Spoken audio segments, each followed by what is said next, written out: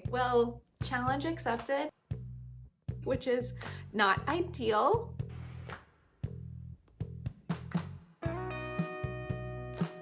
Girlfriend, what are you doing? Like, get it together. Hello, my friends. Welcome back to my channel. If you're new, my name is Chelsea, and today we are starting a new weekly reading vlog, and we are trying to read everything on the March TBR. Now, when we chose the March TBR, I knew it was going to be difficult. The TBR jar was not very nice in March, but that's okay. There are books on my card that I needed to read, and we are going to see how many of these books I can read in a week. Now,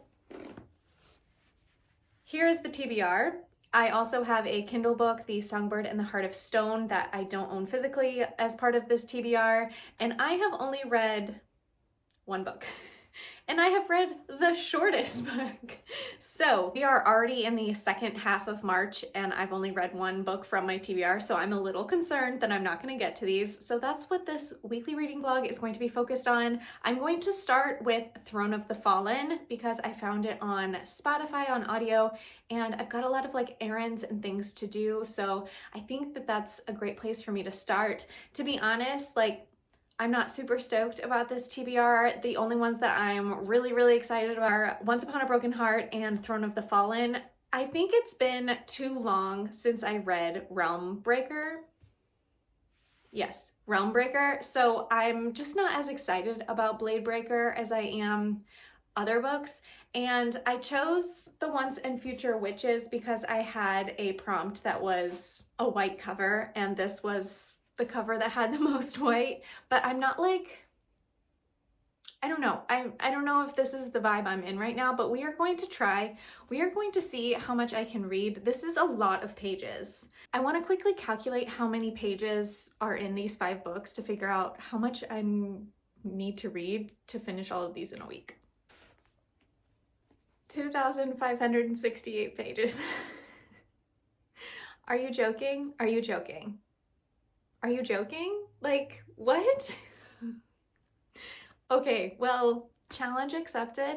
Let's see how much of this we can read in the next 7 days.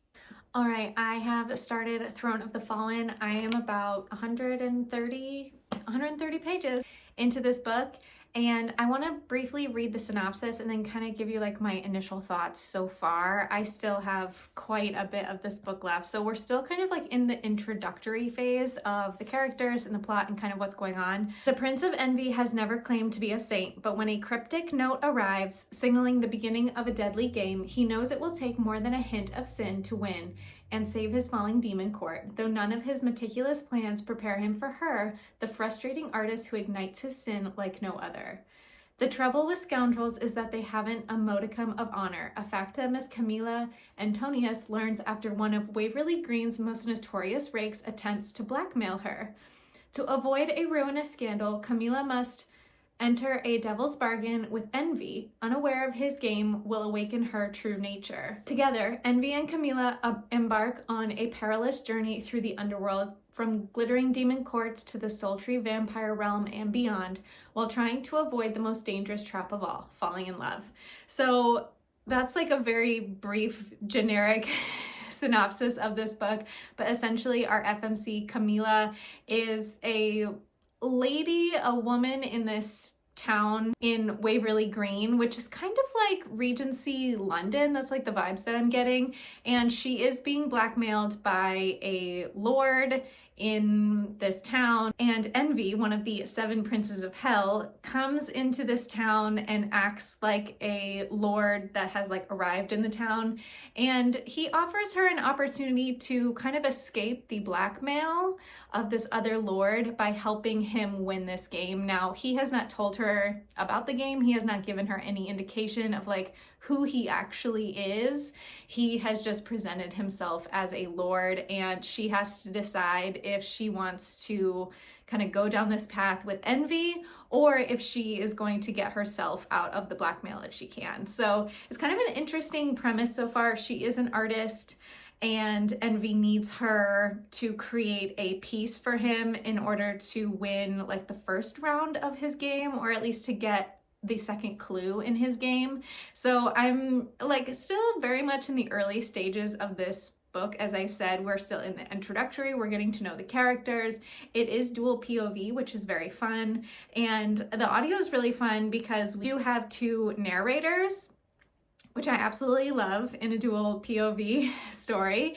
And I've been listening to it for a majority of the day, and I'm just like really enjoying the story so far. I think the writing is interesting. There is some magic with the Fae and the Seelie and Unseelie court. We also have vampires in this world, as well as the Princes of Hell. And I did not read the Kingdom of the Wicked series, so this is like my first foray into Carrie Maniscalco's writing. So I'm sure some of this has been explained in that series, or if you've read that series, you may have like more knowledge about the characters and the magic system in this world, because I do think they're sort of connected, but this is a different series within that world, I believe. If I'm wrong, let me know. I don't think that me not reading that series has any like effect on how I'm enjoying this series or how well I'm going to understand the magic in this world. So far I'm having a good time, and I'm obsessed with this cover. This is why I bought this book, to be honest. Like, it's so stunning.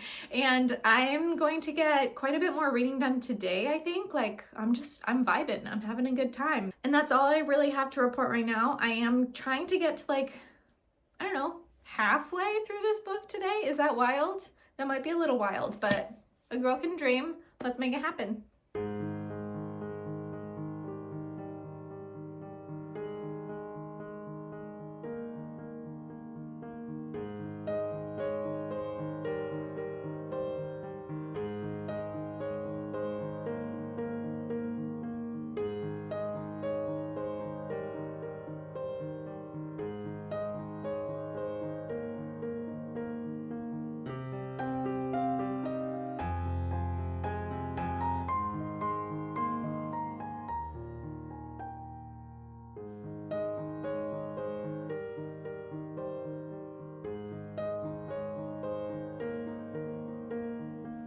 Okay, my friends, I have some reading updates for you on Throne of the Fallen. I am 345 pages into this book, so like just over halfway, and I am really still enjoying this book. I think our main characters, Envy and Camilla, are really interesting. There's a lot of depth, there's a lot of secrets, and to be honest, like I'm a little confused about the world and like the magic, but I do feel like overall the stakes are much higher than in a normal like fantasy book, because a majority of the characters are immortal, and so there's just more at stake when it comes to like life or death.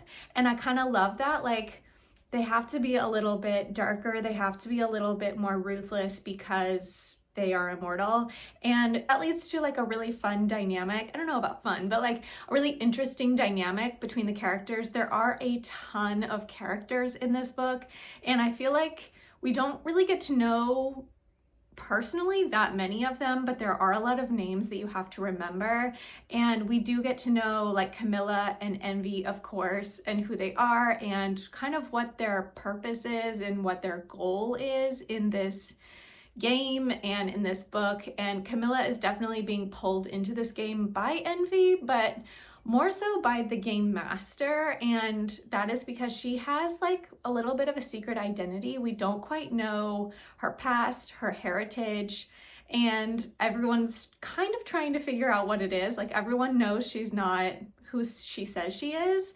and that's like an interesting twist in like the game itself. I do feel like there are parts of this book that kind of remind me of the Shadowhunter world by Cassandra Clare. Not the romance or the fantasy world, but the humans being interested and intrigued in the underworld or the magic of the Fae and the vampires and the underworld, in the same way as like mundanes in the Shadowhunter world are really into the downworlder magic and knowledge, and they're really drawn to that if they know about it. They kind of are pulled into the downworlders circle, and I find that a lot in this book as well. I don't know if it's because the proximity of the human world to the underworld and the immortals as a whole, but it's just a really interesting dynamic. You're kind of seeing the human characters like crop up in our different locations. Throughout this book, we have switched locations several times, and I think that makes it kind of like a fun read. Like, it really is adventure based,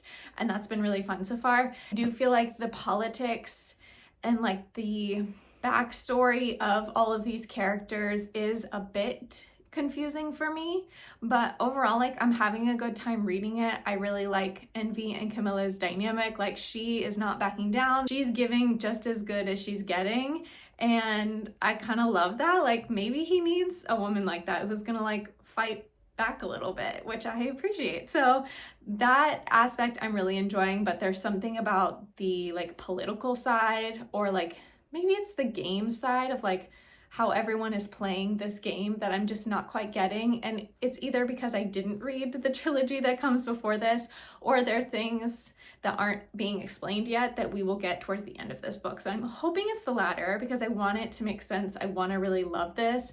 I'm really enjoying this. It's feeling like a 4-star right now, but I just need like some more clarification. I need like a little bit more, I don't know, understanding of the world as a whole. So those are my current thoughts. I'm gonna sit down and do a little bit more reading right now, and hopefully I can finish this book tonight. Is that crazy? I don't know. I have a lot of reading to do this week, so we gotta like keep moving forward.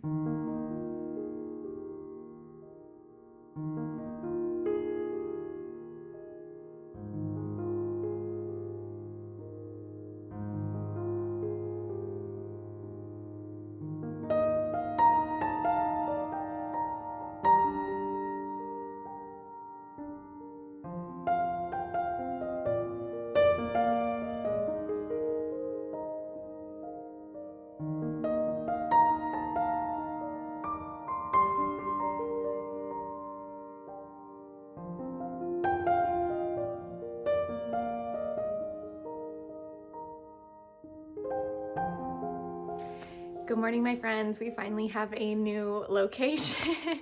I have moved from my office this week. I just want to let you know, that's where I've been spending a lot of my daytime, so that's where we're filming a lot. But I do have a couple of reading updates that I need to give you, and then we can move on to our next books, which is very exciting. I finished Throne of the Fallen last night. I really enjoyed this book. The more I think about it, the more I enjoy it. I think the thing that I love the most about this, and this is a fantasy romance, like there is a romance in this book, but I don't think that's my favorite part of this book. I think my favorite part of this book is the world and like the magic and the players that we have in this book. And like, I don't know if I've read a fantasy romance that's like in a standalone series, but based on the ending, I think Camilla and Envy's story is like all wrapped up, and I think the next book follows another one of the brothers, another Prince of Sin. So that's kind of unique to me. I was trying to think about it. I don't think I've read another like standalone series like that in the fantasy romance genre. So I am excited to pick up Throne of Secrets. I'm not gonna wait very long to read it. I'm gonna see if I can get it from my library. I do think it's funny that this cover is like pink purple because Envy's color is green. Like, I think this book should be green. But I really love the world that Carrie Maniscalco has created in this book. I'm loving the characters. I'm loving all the players. I'm loving the different worlds and how they kind of all play a part in the overall story.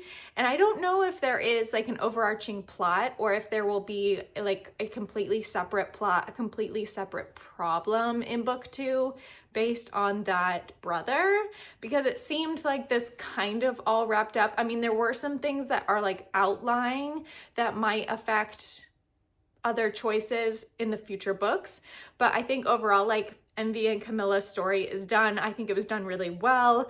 I think it was like appropriate to their characters, how it all wrapped up. I did kind of guess the like big reveal at the end, so that wasn't completely shocking to me, but the way that it all played out was really fun. It was interesting. It kept me engaged. I think I did hit a little bit of a lull, probably I don't know, 400 pages in, I was like, okay, what's happening? Like, let's keep moving forward. There were a lot of clues because they are playing a game, so they get a clue and then they have to solve it, and then they get another clue and they solve it. And it did seem like it kind of was going on a little bit too long for me. I feel like there was like one section that I was like, we could have done without this, but I do feel like the players we met in that section were important. So I don't know, maybe we couldn't have done without it. Maybe the pacing was off for me or something, but overall, like, I had such a fun time reading this. This was a fun time. Like, this was a fun time. So I'm really happy. I think I'm gonna land on a 4-star for this. And I am excited to read Throne of Secrets. I think Carrie Maniscalco wrote this really well. Like, I have no issues with the writing. I have no issues with the plot. Like, overall, like, I had a really good time. So I'll definitely be picking up book 2 in this series. I need to figure out when book 3 is coming out because I would hate to sit on a book. I am the literal worst at starting series and never finishing them, so I should just pick up book 2 like really soon. So I will find it and pick it up soon. Then last night, because my Spotify hours ran out while I was listening to Throne of the Fallen, I needed a new audiobook, and I started Once Upon a Broken Heart, and I am currently, I want to say 80 pages into this.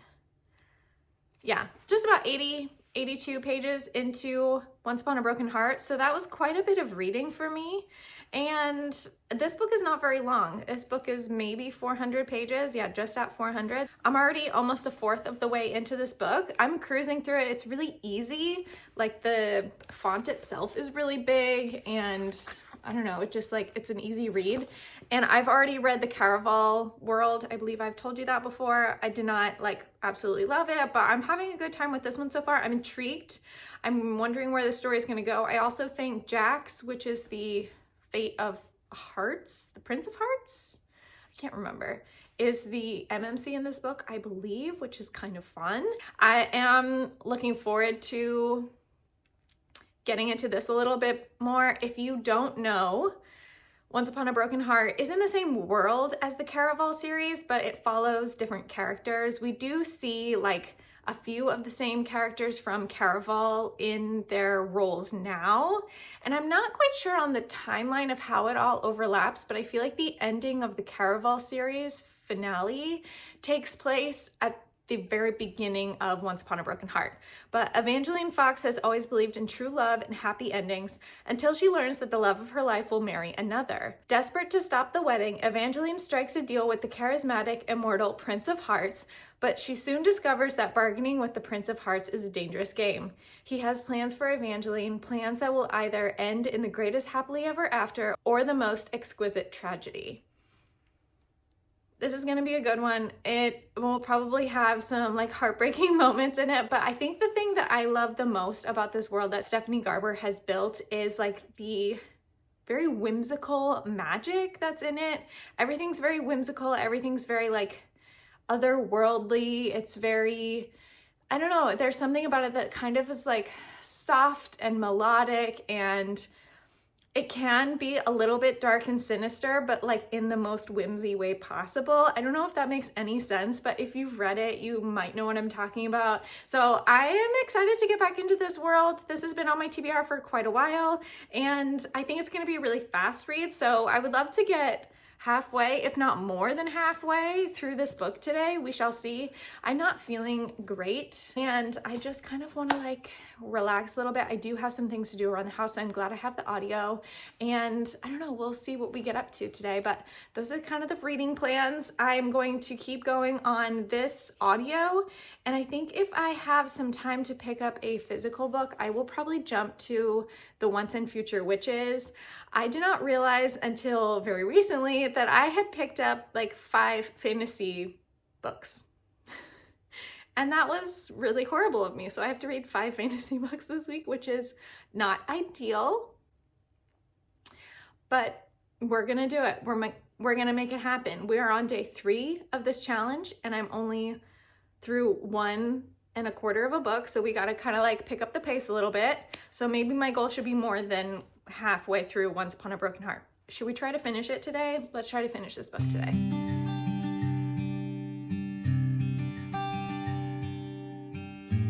All right, I have done very little reading today, but I'm done-ish with some worky things around the house and at the computer, so I'm gonna sit down and do some reading right now. I am picking up Once Upon a Broken Heart physically. I have been listening to the audio as well, and I made it like 50-ish pages, so I am now on page 135, and I'm really enjoying this so far. As I said, the writing is very whimsical, it's very lyrical, it kind of just like pulls you into this fantastical world. It feels magical, but not in like a high fantasy way. I can't quite describe it. If you know what this type of like fantasy magic is called, please let me know, because it's really fascinating to me.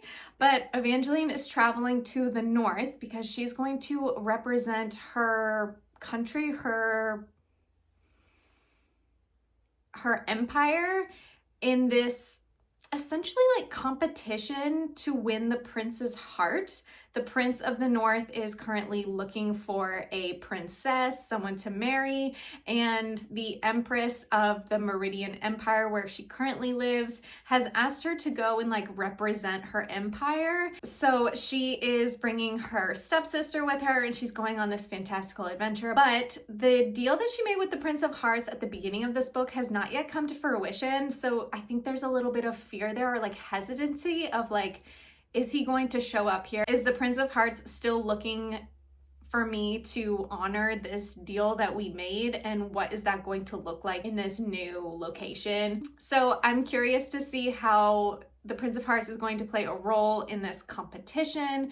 And like the dynamic between her and her stepsister is very interesting. I can't tell if her stepsister is playing her or if she really is like that naive. So we shall see how it all kind of plays out, but I'm hoping to get quite a bit of reading done right now. I'm just gonna sit.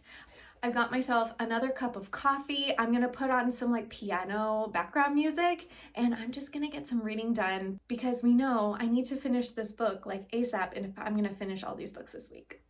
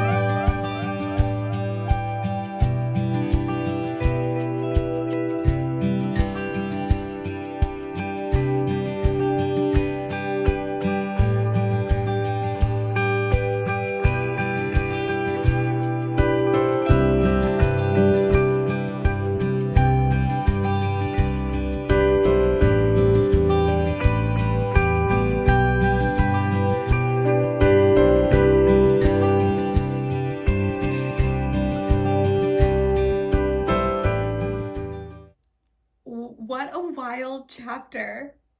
Like, so much that I did not expect just happened.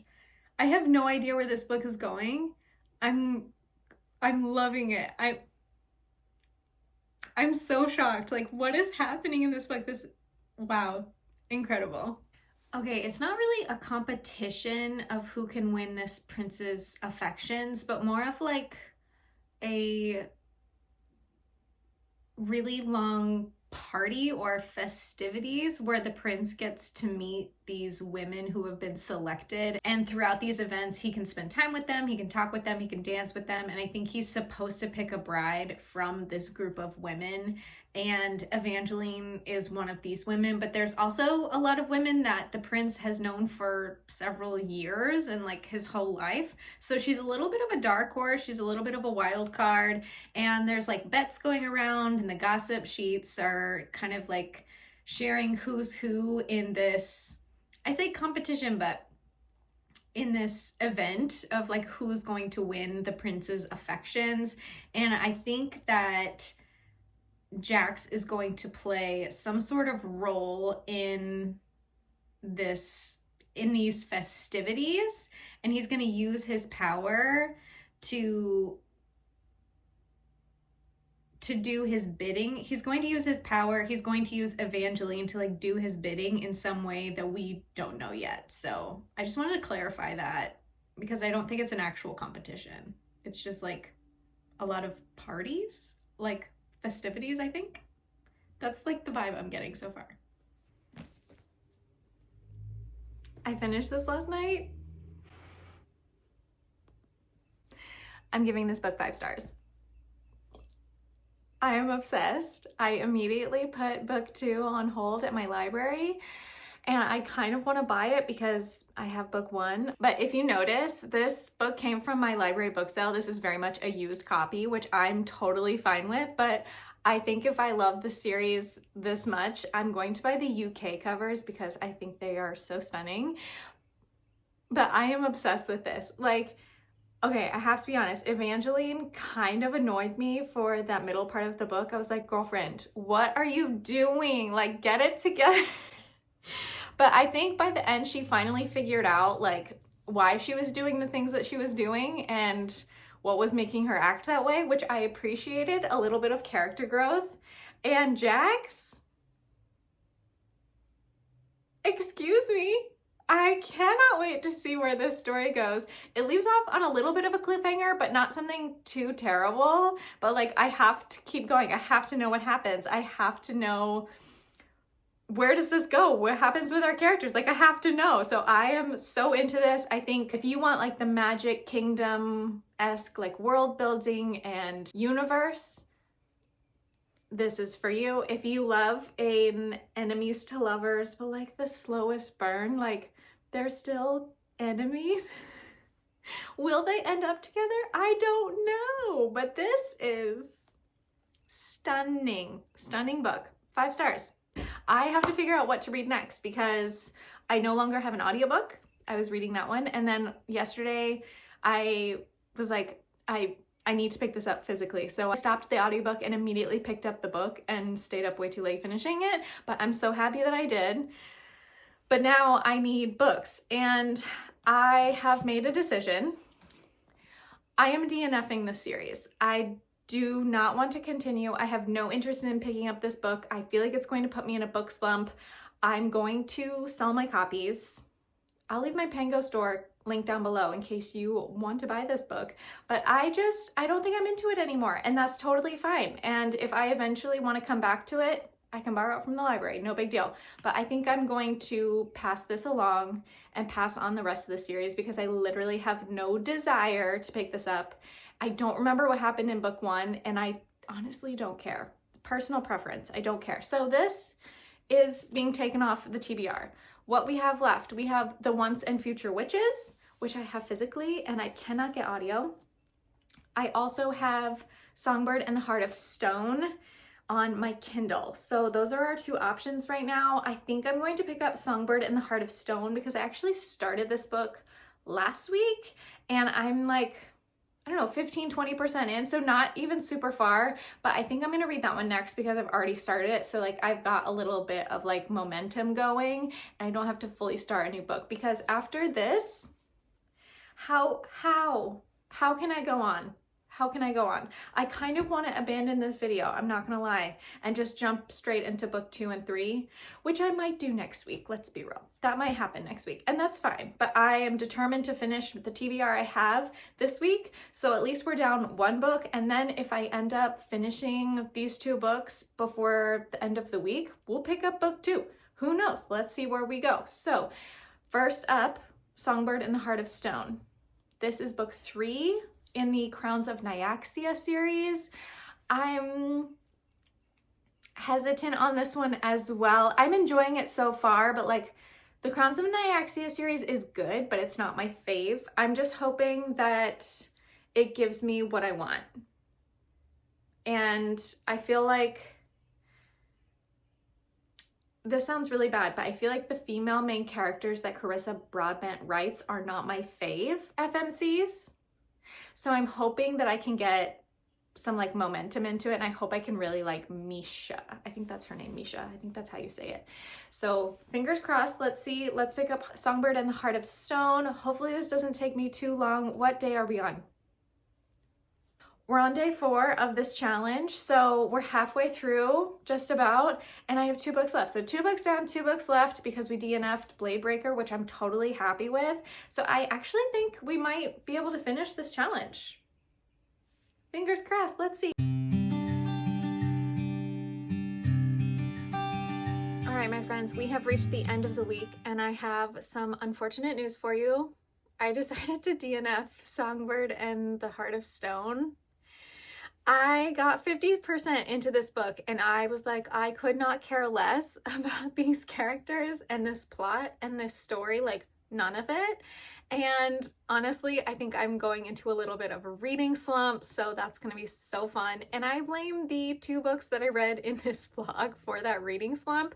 As you know, I did also decide to DNF Blade Breaker before I even picked it up. And because it took me so long to read 50% of Songbird and the Heart of Stone, I never made it to the final book on my TBR, which was The Once and Future Witches. And to be honest, I might just donate that one as well before even picking it up, because I have no interest in reading it. But because I know I'm on the verge of a reading slump, I'm going to hold on to it. And I'm also just soft DNFing Songbird and the Heart of Stone because I feel like right now is just not the time for me.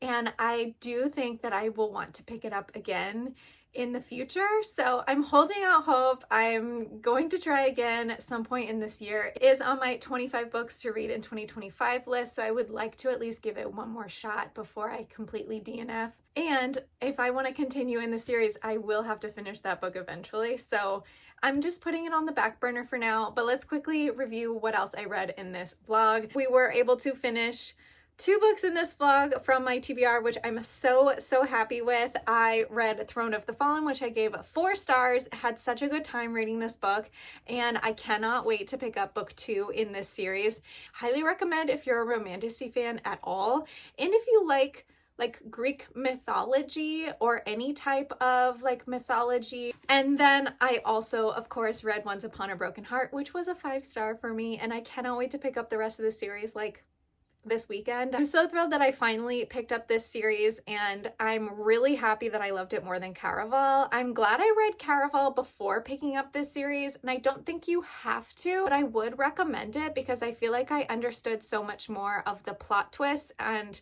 the characters because I read Caraval. So take that into consideration if you're thinking about picking up Once Upon a Broken Heart. For me, this was like a slam dunk, one of the best books I've read so far this year, and I'm hoping that this will be a 5-star series for me overall. I am going to be reading books 2 and 3 in the month of April. They will be on my April TBR, so look out for those reading vlogs. Overall, I am kind of disappointed in my reading for this vlog, but I did find 2 fantastic books, which I cannot be mad about, so I'm going to be gracious to myself and take my time getting out of this little slump, and hopefully it won't last too long and we can continue reading some wonderful books in the month of April.